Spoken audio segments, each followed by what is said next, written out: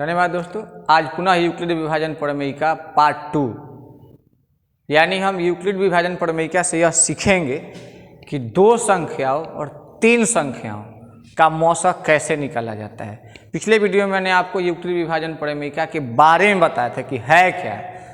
उसमें हमने कहा था कि रिमाइंडर अगर आप समझ गए, भाग जांच करने के नियम को अगर आप पढ़ लिए हैं, समझ गए हैं, तो मौसक निकालना कोई बड़ी बात नहीं है यूक्लिड विभाजन प्रमेय से। जैसे आपको बताया गया, जैसे हमारा पहला क्वेश्चन है 24 एंड 138 यानी 24 और 138। तो यूक्लिड विभाजन प्रमेय के लिए हम लोग क्या लिखते हैं? यूक्लिड विभाजन प्रमेय से माना जाता है ये आपका सॉल्यूशन स्टार्ट है a बराबर 138। अब यहाँ a बराबर एक परंपरा बन गया, b भी मान सकते हैं, a भी मान सकते हैं, तो लिखने का तरीका आपको आ जाना चाहिए। a बराबर 138 आ गया तो b बराबर आपका 24, यानी यहाँ क्या है तो a ग्रेटर देन b। तो a ग्रेटर देन b के लिए आपने पढ़ा है कि a बराबर B Q plus R, zero less equal than R less than b। तो हमने पिछले वीडियो में कहा था कि इसको भाग से अलग रफ कर लीजिए। तो भाग किससे देंगे? हमेशा छोटी संख्या से बड़ी संख्या में भाग देते हैं। तो यहाँ हमारा 24 छोटी संख्या है, बड़ी संख्या 138 है। तो अगर हम 24 का पहाड़ा पढ़ते हैं तो 5 बार में हमें 120 मिलेगा, यानी हमारा रिमाइंडर 18 आएगा।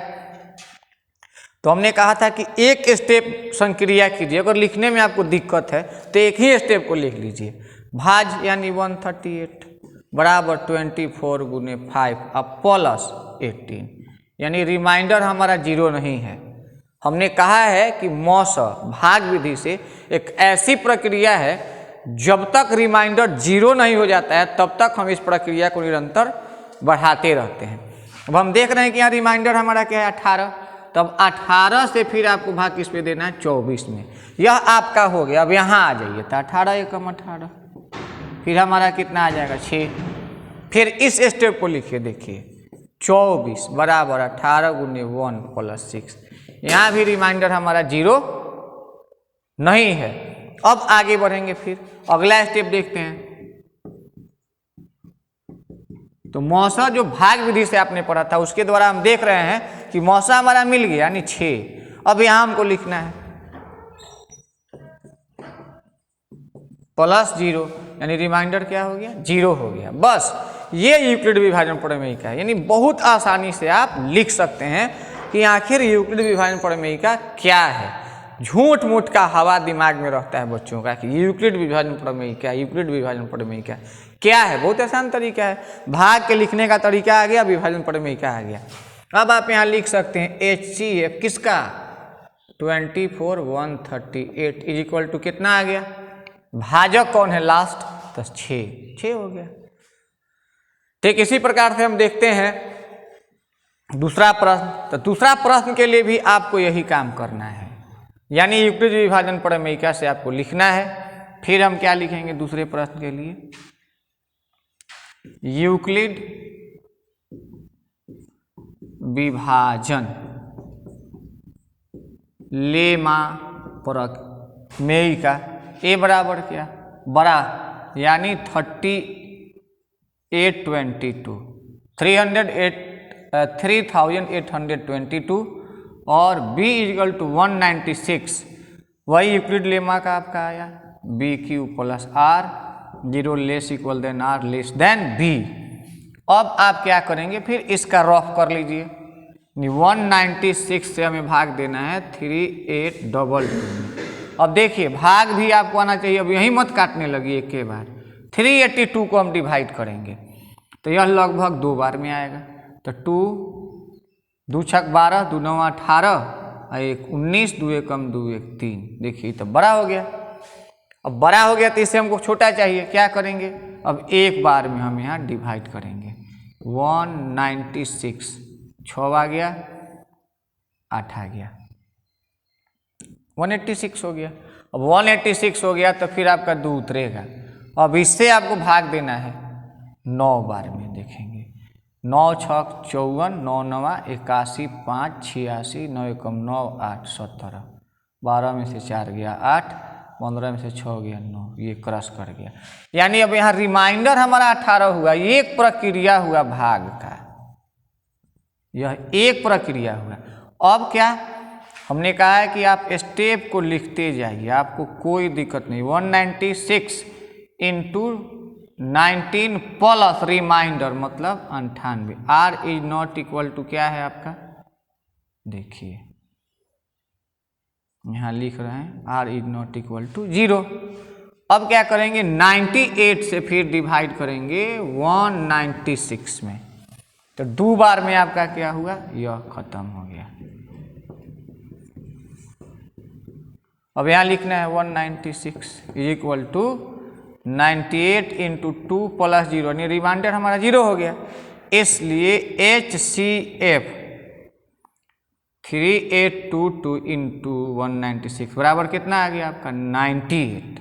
ये मौसा हो गया। तो यहाँ हमने इस क्वेश्चन को इसलिए लिया है कि आप भाग में डायरेक्ट यहाँ ना कर दें, जो प्रक्रिया होती है उसको आप अपनाएं। अब आपका आता है 3 संख्याओं का यूक्लिड लेमा से विभाजन, यानी मौसा ज्ञात करना। आइए तो देखते हैं 3 संख्याओं से कैसे बनता है। तो पहले हम 2 ही संख्या का मौसा निकालते हैं। पहले हम 2 संख्या का मौसा निकालेंगे, सिर्फ जो यूक्लिड विभाजन लेमा है, यूक्लिड लेमा से आप कुछ भी लिख सकते हैं। लेमा प्रमेय का विभाजन, a बराबर मान लीजिए 66, b बराबर मान लीजिए 40 यानी 56। अब क्या है, a बराबर B Q plus R, 0 less equal than R less than B. अब रफ करना है,